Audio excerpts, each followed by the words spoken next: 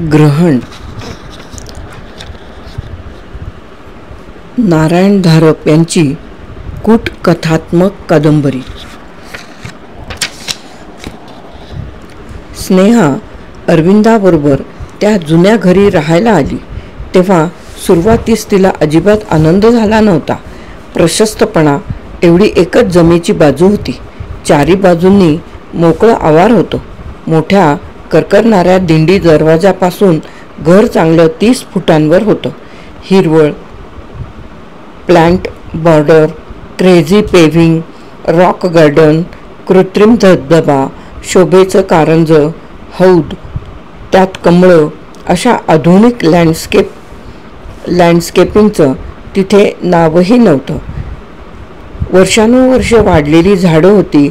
आंबा, गुलमोहर, अशोक, सोनचाफा, बकुळी, 2 उंच नारळी, मागच्या बाजूस सांडपाण्यावर वाढणारी केळी आणि अळू. एका कोपऱ्यात मोठं गवती चहाचं बेट. पारंपरिक पद्धतीने राहणारी माणसं. यावेळी तिला स्वप्नातही खरं वाटलं नसतं की कधी काळी या सर्व आठवणींनी आपल्या काळजात कळ येईल. अंगण ओलांडलं की समोर मोठाच्या मोठा वरांडा होता. सर्व खोल्यांची दारं वरांड्यात उघडत असत. मोठ्या प्रशस्त खोल्या, 20-20 इंच जाडीच्या भिंती. सगळ्या खोल्यांतून मोठमोठी कपाटं, सोफासेट, पलंग, टेबल वगळता सामानाचा कोठेही पसारा नाही. बाहेरच्याच खोलीतून वर जाणारा जिना, खालच्या वरांड्यावर वरती रुंद गॅलरी आणि वरच्या हवेशीर खोल्या आणि मग वर सर्व घरभर पसरलेली चुने गच्ची. अरविंदा सांगायचा, गच्चीवर सतत काही ना काही वाळवणं असायची. कधी गहू, कधी ज्वारी, कधी मिरच्या, कधी चिंच, कधी हळकुंड. लहानपणच्या त्याच्या त्या आठवणी होत्या. लहानपणचे संस्कारक्षम दिवस त्याने आपल्या आईवडिलांबरोबर या वास्तूत काढले होते. सर्वांच्याच मनावर जुन्या आठवणींचा एवढा पगडा नसेलही, पण अरविंदाच्या मनावर होता. स्कीम करण्याचा, विकून टाकून उपनगरात एखादा 3 बेडरूमचा फ्लॅट घेण्याचा विचारही त्याला सहन होत नसे. तुला काय वेडबीड लागले की काय, त्याचा पुरेसा बोलका जबाब बसायचा. पण स्नेहानेच घर जमलं तसं सजवलं होतं. 7 वर्षांची बेबी आणि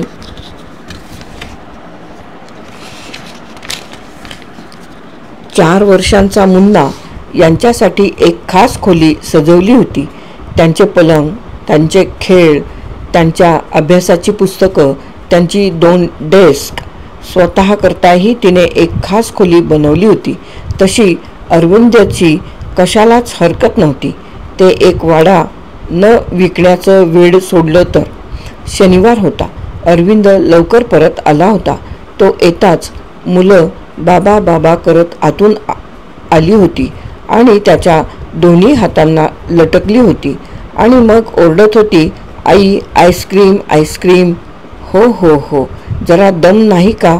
नाही आता. तू म्हणाली होतीस बाबा आले की लगेच. कसला आईस्क्रीम? अरविंदाने विचारलं. दुपारपासून मागे लागली होती म्हणून म्हटलं होतं बाबा आले की आणूया, म्हणजे सगळे एकत्र असतील.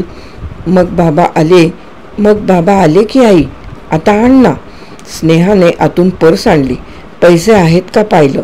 एक 100ची आणि दुसरी 50ची नोट होती. पार्टी पॅकला पुरेसे पैसे होते. मीच आणते, जरा थांबा म्हणत ती चपला सरकावून बाहेर निघाली. मोठ्या दारापाशी थांबून तिने मागे वळून पाहिलं. वरांड्यात प्रकाशाच्या झोतात अरविंदा उभा होता आणि त्याच्या दोन्ही हातांना दोघं लटकत होते. तिघेही तिच्याकडे पाहून हसत होते. काही क्षण ती तशीच त्यांच्याकडे पाहत उभी राहिली आणि मग एका हाताने त्यांचा निरोप घेऊन वाड्याबाहेर पडली. 6:30ची वेळ होती. अजून संधीप्रकाश होता, पण दुकानातून एव्हानाच लखलखीत दिवे लागले होते. 50 पावलांवरच चौक होता.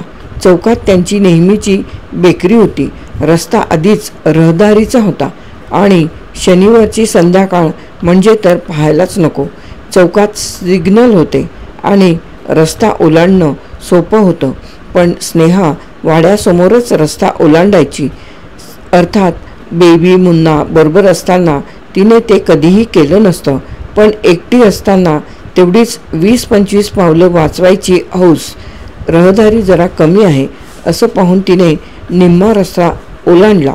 समोरच्या फुटपाथला 5-7 पावलंच राहिली असताना एक गाडी भरधाव वेगानं आली.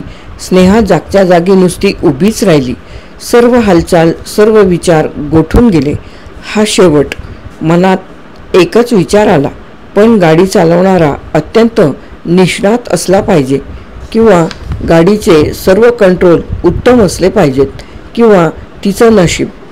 अक्षरशः इंचाच्या अंतरावरून गाडी सुसाट वेगाने गेली. नजर किती शार्प होऊ शकते. गाडीच्या खिडकीच्या काचेतून तिला ड्रायव्हरचा वळलेला चेहरा आणि विस्फारलेले डोळे दिसले. खिडक्यांच्या काचांवरून परावर्तित प्रकाशाच्या लाल निळ्या पिवळ्या रेषा सरकत गेलेल्या तिला दिसल्या. सपाट्याच्या वाऱ्याने तिचा श्वासच हिरावून घेतला. मग गाडी गेली होती आणि ती एकटीच रस्त्यात उभी होती. प्रतिक्रिया आली. सर्व शरीराला कंप सुटला. घामाच्या धारा वाहायला लागल्या. क्षणभर तिला कशाचं स्मरणच होईना. मग आठवणी परत आल्या. सावकाश सावकाश आल्या. Aravinda, baby, Munna, ice cream, party pack. ठरवलेली 5 पावलं टाकून ती फुटपाथवर आली आणि तिने पदराने कपाळावरचा मानेपासचा हातांना आलेला घाम पुसला. केवढा मूर्खपणा केला आपण, ती विचार करीत होती. काही झालं असतं तर? तिला पुढचा विचारच करवेना. पुन्हा एकदा सर्व शरीर थरथर कापायला लागलं. नाही, हे उपयोगाचं नाही. अतिशय कष्टाने तिने स्वतःवर ताबा मिळवला. परत गेल्यावर त्यांना या बाबतीत कोणतीही शंका येता कामा नये. अजिबात नाही. ती अगदी नेहमीसारखी वागणार होती. ती बेकरीत गेली. व्हॅनिलाचा पार्टी पॅक घेतला. सर्व उघडताना, आतली नोट काढताना हात खरोखरच कापत होता. अगदी बेकरीवाल्याच्या लक्षात येण्या इतका. पण आता तरी त्याला काही इलाज नव्हता. बॉक्स हातात घेऊन ती निघाली. अगदी क्रॉसिंगची खूण येईपर्यंत थांबली. मग रस्ता ओलांडून त्यांच्या बाजूने ती सावकाश सावकाश परत आली. आता घाम थांबला होता. नाडीही ठिकाणावर आली होती. हातापायांचा कंपही गेला होता. परत येता येता तिला वाटलं, आता कोणालाच शंका येणार नाही की काहीतरी विपरीत घडणार होतं. उजवीकडच्या एक ओळखीच्या खुणा मागे जायला लागल्या. डॉक्टर आपटे, पॅथॉलॉजिस्ट, त्यांच्या नंतर गॅलेक्सी टेलर, त्यांच्यानंतर युनिव्हर्सल ऑप्टिशियन, मग एक झेरॉक्स, STDची बूथ, मग सिटी जनरल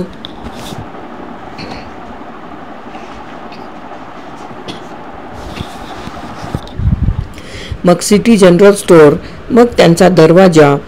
जनरल स्टोअर मागे गेलं, पण त्यांचा दरवाजा आला नाही. कसला तरी हार्डवेअर, पेंट, फर्निशिंगचं दुकान आलं.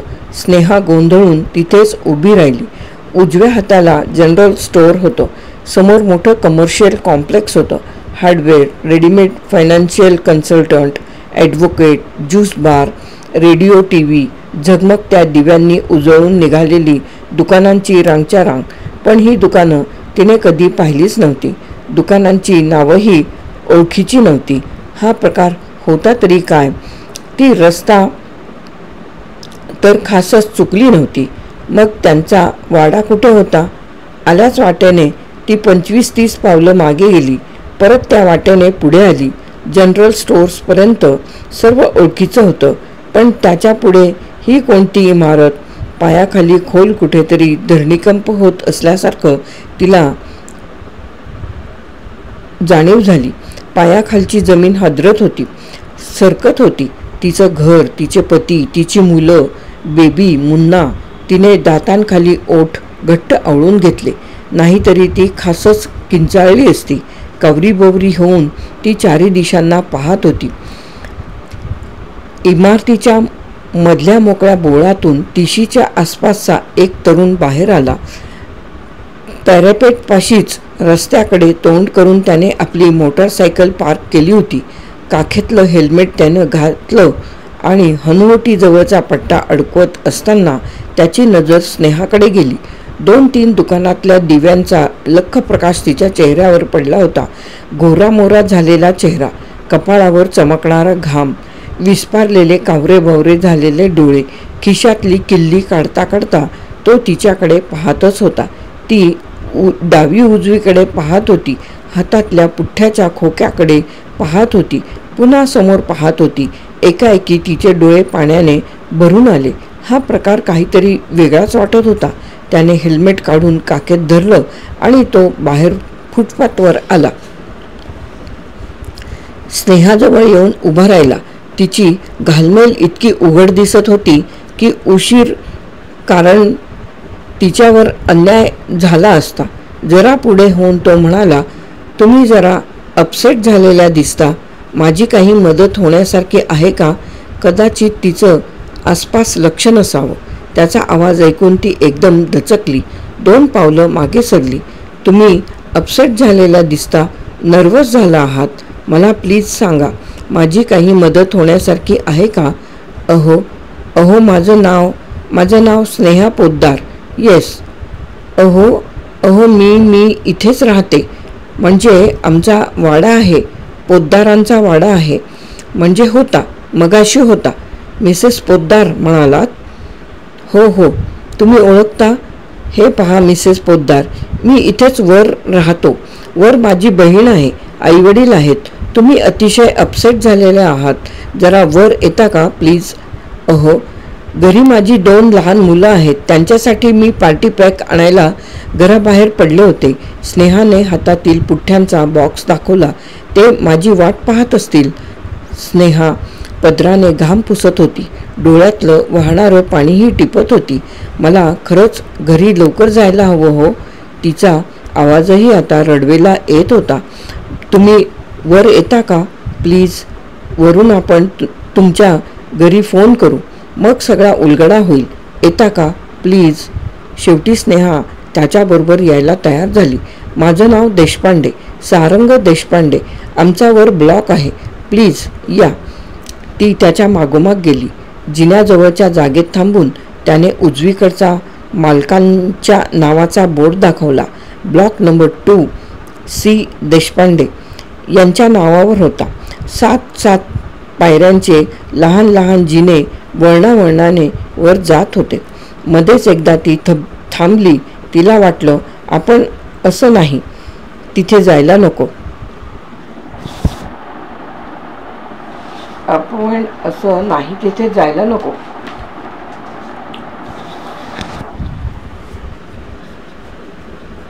घराचा शोध घ्यायला हवा. बेबी, मुन्ना, चला ना, थांबलात का? आता एकच जिना आहे, सारंग म्हणाला. मग तिला त्याच्या मागोमाग वर जावंच लागलं. त्याने दारावरची घंटी वाजवली. दार आतून उघडलं. अरे सारंग, अजून तू इथेच? एक पोक्त स्त्रीचा आवाज आला. पण सारंग मध्येच म्हणाला, आई, आधी दार उघड, मला आत येऊ दे. सारंग आत गेला. स्नेहा बाहेरच्या चौकोनातच उभी होती. आतून सारंग म्हणाला, मिसेस पोद्दार, आत या ना. स्नेहाने बिचकत त्या खोलीत पाऊल टाकलं.